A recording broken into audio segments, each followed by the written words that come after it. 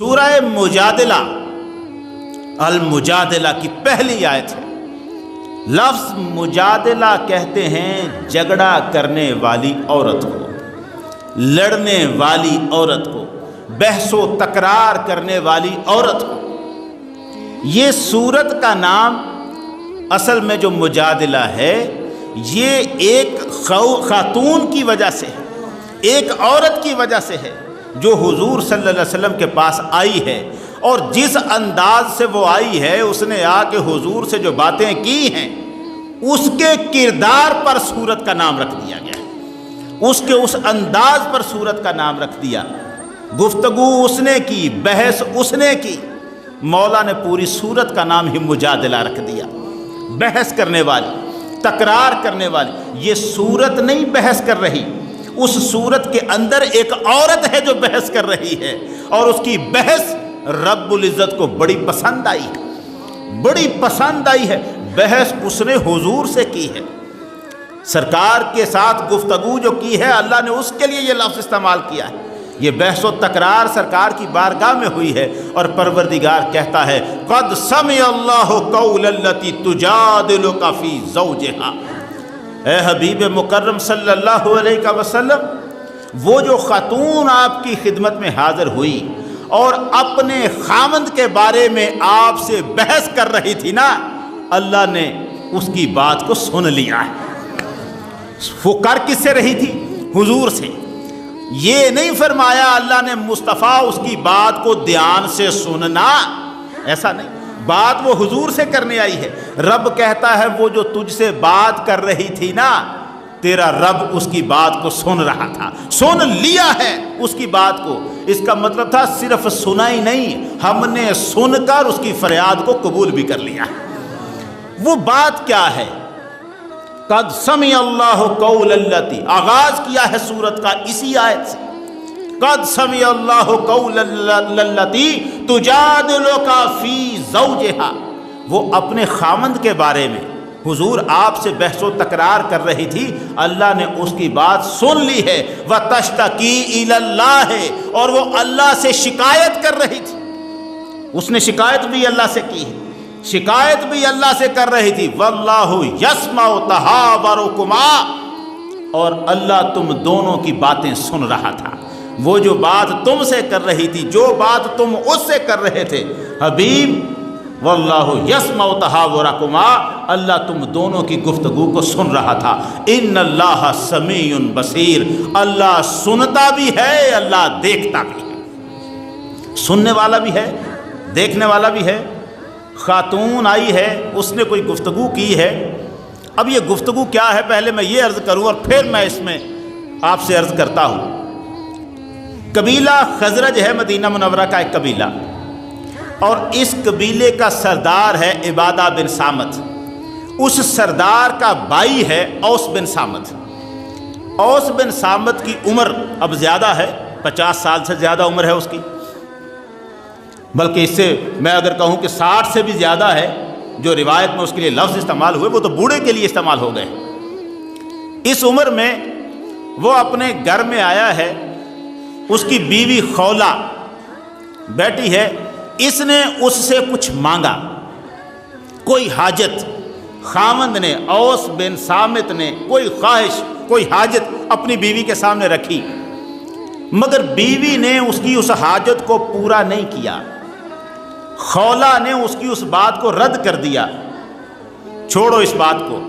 اس نے پھر سے وہی مطالبہ کیا، خولہ نے پھر سے اس کی بات کو رد کر دیا، اور اب کے انداز ایسا تھا جیسے لگتا تھا کہ تو ہر وقت ایسی ہی باتوں میں رہتا ہے، کبھی رہ بھی جایا کر، جس طرح باتیں ہوتی۔ ہمارے ہاں بھی ایک انداز ہے، بعض اوقات خامند تنگ آتا ہے تو اپنی بیوی کو کہتا ہے بیوی رہ میری ماں نہ بن۔ یہ فکرہ ہم بھی کہہ دیتے، عربوں میں بھی یہ رواج عام تھا۔ وہ اسی فکرے کو جب تنگ آیا کرتے تھے تو یوں تو نہیں کہتے تھے بیوی رہ ماں نہ بن، وہ یوں کہا کرتے تھے انت علیہ کظہر امی، تو میرے لیے ایسی ہی ہے جیسے میری ماں کی پیٹھ ہوتی۔ وہ عورت کو، اپنی بیوی کو ماں کی پیٹھ سے تشبیہ دیتے تھے۔ اس جملے کے بعد سمجھا جاتا تھا کہ اب اس بندے کا کوئی رشتہ ہی اس بیوی کے ساتھ نہیں رہا۔ یہ قانون تھا، چلتا آ رہا تھا کہ بندہ تنگ آ گیا اور اس نے اپنی بیوی سے کہہ دیا کہ تو میرے لیے میری ماں کی پیٹھ کی طرح ہے، بس رشتہ ہی ختم ہو گیا۔ اب ہوا یوں، خولا نے اس کی بات کو رد کیا۔ اوس جو خاوند ہے وہ غصے میں آیا اور غصے میں اس نے آ کے یہی جملہ کہہ دیا، انت علیہ کظہر امی، تو میرے لیے آج سے میری ماں کی پیٹھ کی طرح۔ مطلب یہ تھا ماں بنی پھرتی ہے، چل ماں ہی بن، میری ماں میرے لیے میری ماں کی پیٹھ کی طرح ہے، یہ جملہ کہا۔ اب جملہ جب منہ سے نکل جاتا ہے تو پھر پتہ چلتا ہے میں کہہ کیا بیٹھا ہوں۔ غصہ چیز بھی ایسی، ہمارے گھروں کے گھر اجڑ رہے ہیں اسی وجہ سے۔ خامند اور بیوی کی جو ناچاکی ہے وہ لمحہ بھر کے لیے انتہائی بلندی پر پہنچتی ہے، اور جہاں وہ جا کر خامند یہ جملے کہہ دیتا، اچھا پھر تجھے طلاق، اور جب 3 مرتبہ کہہ دیتا ہے تو پھر بعد میں مسئلے پوچھتا پھرتا ہے، میں نے غصے میں دی تھی۔ طلاق غصے میں دی جاتی ہے، کوئی خوشی سے دی جاتی؟ ہنستے ہوئے پیار سے بندہ اپنی بیوی کو کہہ رہا ہو، بلی لوگ بہت اچھی لگتی ہے تم مجھے، اللہ تجھے زندگی میں برکتیں دے، آج سے پھر تجھے طلاق۔ ایسے کوئی کہتا ہے؟ طلاق ہمیشہ غصے میں ہی ہوتی۔ اب یہ بہانہ جی میں نے غصے میں طلاق دی تھی، یہ کوئی نہیں۔ لیکن یار یہ غصہ آتا کیوں ہے؟ کیا ایسا ہو جاتا ہے کہ بندہ اس مرحلے پہ پہنچ جاتا ہے؟ وہ جو صبر اور ضبط کرنے کا سرکار نے طریقہ سکھایا ہے وہ کہاں ہے؟ نہیں ہے ہم میں، برداشت نہیں رہی۔ ایک دوسرے کو برداشت کرنے کی بجائے جھٹ سے رشتہ توڑنے اور بعد میں پھر پچھتانا، یہی ہوا۔ خولا کا خاوند کہہ تو بیٹھا، جب جملہ منہ سے نکلا تو سوچا کہہ کیا بیٹھا، نکل گیا گھر سے باہر۔ اور پھر جب واپس آیا تو اس نے اپنی بیوی سے کہا، دیکھ قانون کے مطابق تو میرے لیے حرام ہو گئی، اب میرا تیرے ساتھ رشتہ کوئی نہیں رہا، اب ایسے کر، جا سرکار کی بارگاہ میں حضور صلی اللہ علیہ وسلم کے پاس جا، آپ سے عرض کر، ہو سکتا ہے کوئی رستہ نکل آئے۔ عمر بوڑھی اس کی بھی ہے، لیکن خولا ابھی بڑھاپے کی عمر میں نہیں ہے، وہ ابھی یوں سمجھے کہ جوانی سے تھوڑا سا آگے گزری ہوں گی۔ خولا پریشان ہیں اور اب گئی ہیں سرکار دو عالم صلی اللہ علیہ وسلم کے پاس۔ حضور کے حجرہ انور میں حضرت عائشہ صدیقہ رضی اللہ تعالیٰ عنہا کے گھر میں سرکار تشریف فرما ہیں۔ خولا جا کے حضور کے پاس بیٹھی اور خولا نے اپنی گفتگو سنائی۔ اس نے کہا، حضور حال دیکھیں کیا ہے، میری عمر دیکھیں اور اس شخص میرے خاوند کی عمر دیکھیں، اکل شبابی، میری ساری جوانی کو یہ شخص کھا گیا، ساری عمر میں نے اس کے لیے لگا دی، جوانی میری ڈل گئی، بچے میں نے اس کے لیے جنمے، بچوں کی پرورش کی، اور اب جب میں اس عمر کو پہنچی ہوں، ظاہرہ منی، تو اس نے مجھے ماں کی پشت سے تشبیہ دے کے مجھے چھوڑ دیا۔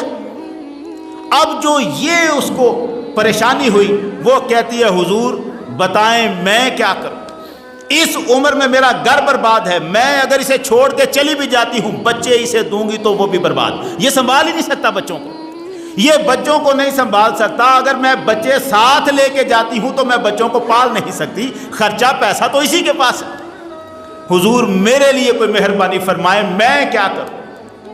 سرکار نے اس کی بات سن کے فرمایا، ما امرنا فی امرک بشیء، ہمیں تیرے بارے میں اللہ کی طرف سے کوئی حکم نہیں آیا، ان نؤمر فساخبرک، اگر اللہ کی طرف سے کوئی حکم آئے گا تو پھر میں تمہیں بتا دوں گا۔ یہ تو حکم آئے اس لیے کہ قانون تو چلتا آ رہا ہے، یہ پہلے سے سرکار کی آمد سے بھی پہلے کا یہی قانون تھا اور یہ عرب میں رائج تھا۔ حضور نے فرمایا قانون تو چلتا آ رہا ہے، اب اس کے بارے میں اللہ کی طرف سے کوئی حکم آئے گا تو تمہیں بتاؤں گا۔ اس نے کہا، حضور غور کرے میرے مسئلے پر، اب آقا نے کہہ دیا تھا مگر اس نے کہا، حضور غور کرے میرے مسئلے پر، میں جاؤں کہاں، میری حالت دیکھیں۔ آقا نے فرمایا، خولا اللہ کی طرف سے کوئی حکم آئے گا تو تجھے بتاؤں گا، ابھی اللہ کی طرف سے کوئی حکم نہیں آیا اس بارے میں، یہ پہلی مرتبہ ایسا مسئلہ حضور کے سامنے پیش آیا تھا۔ آقا نے فرمایا، خولا اللہ کی طرف سے کوئی حکم آئے گا تو تمہیں بتاؤں۔ اب جب خولا نے دیکھا کہ حضور میری بات کو نہیں سن رہے، وہیں اس نے آسمان کی طرف منہ کیا، اللہم انی اشکو الیک، پروردگارا میں تجھ سے فریاد کرتی ہوں، بتا میں جاؤں کہاں، میں کیا کروں۔ अल्लाहुम्मा इन्नी अश्कू इलैका, अल्लाहुम्मा इन्नी अश्कू इलैका। अब जो फरियाद की है उसने, हुजूर भी मौजूद हैं, हज़रत आयशा सिद्दीक़ा रज़ी अल्लाह ताला अन्हा वो घर के एक कोने में काम कर रही थी। उसे ये तो पता चल रहा था उन्हें कि खौला कोई बात कर रही है, कुछ कुछ जुमला सुनाई देता था, सारी बात समझ में नहीं आई। पता तो आयशा सिद्दीक़ा को तब चला जब जिब्राइल कुरान की आयतें लेकर आ गए थे हुजूर के पास। आयशा सिद्दीक़ा रज़ी अल्लाह ताला अन्हा ने देखा कि हुजूर की कैफियत बदल रही है, दौड़ के आई, खौला से कहा रुक जा, देख हुजूर पर वही नाज़िल हो रही।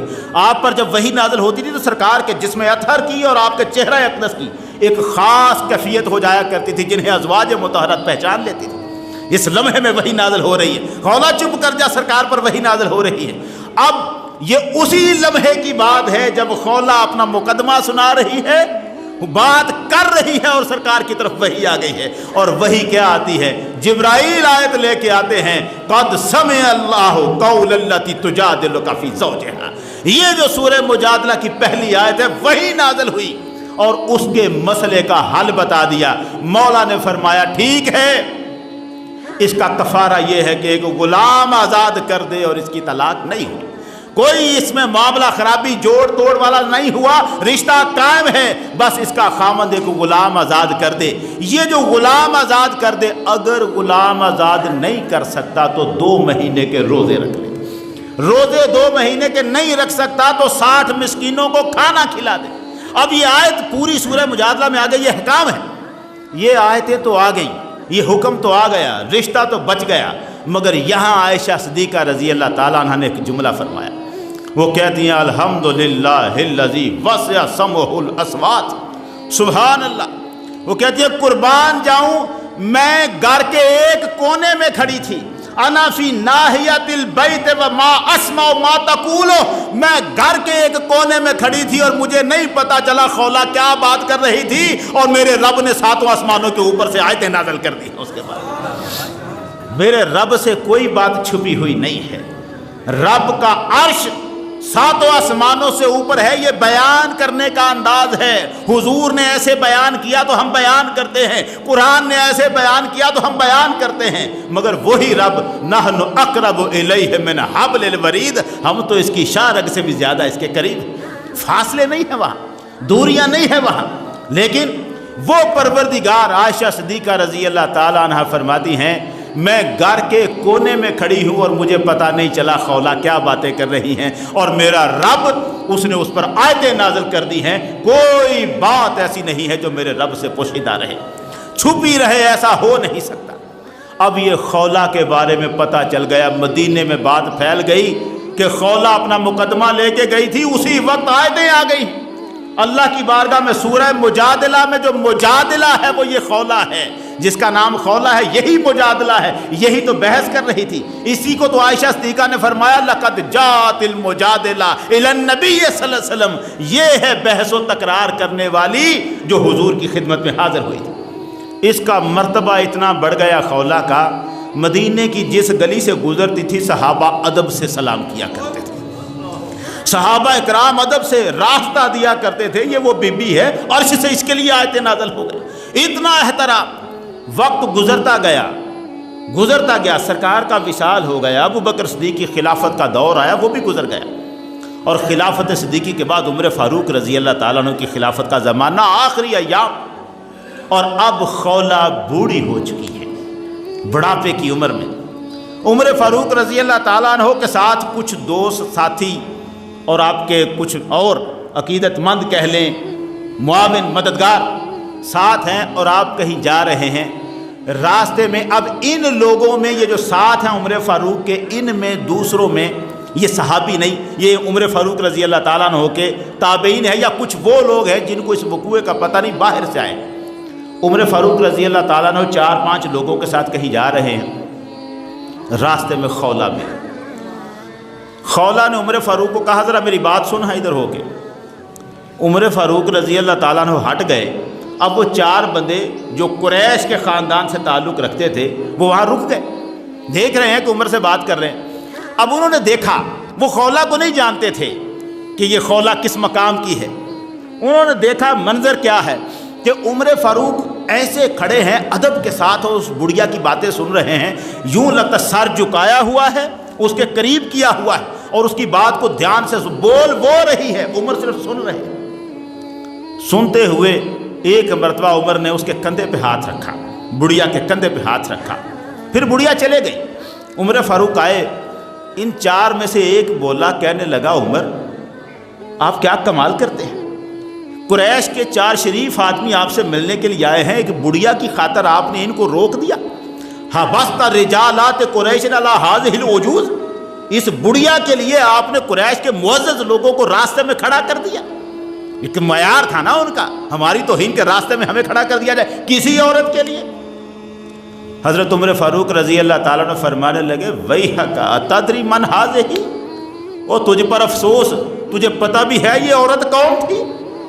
اس عورت کا تجھے پتہ نہیں، ہذہ خولا، اور یہ خولا ہے، ہذہ امرأۃ سمع اللہ شکواہا من فوق 7 سماوات، اور یہ وہ بی بی ہے اللہ 7 آسمانوں کے اوپر سے اس کی شکایت سن کے رکھتا ہے۔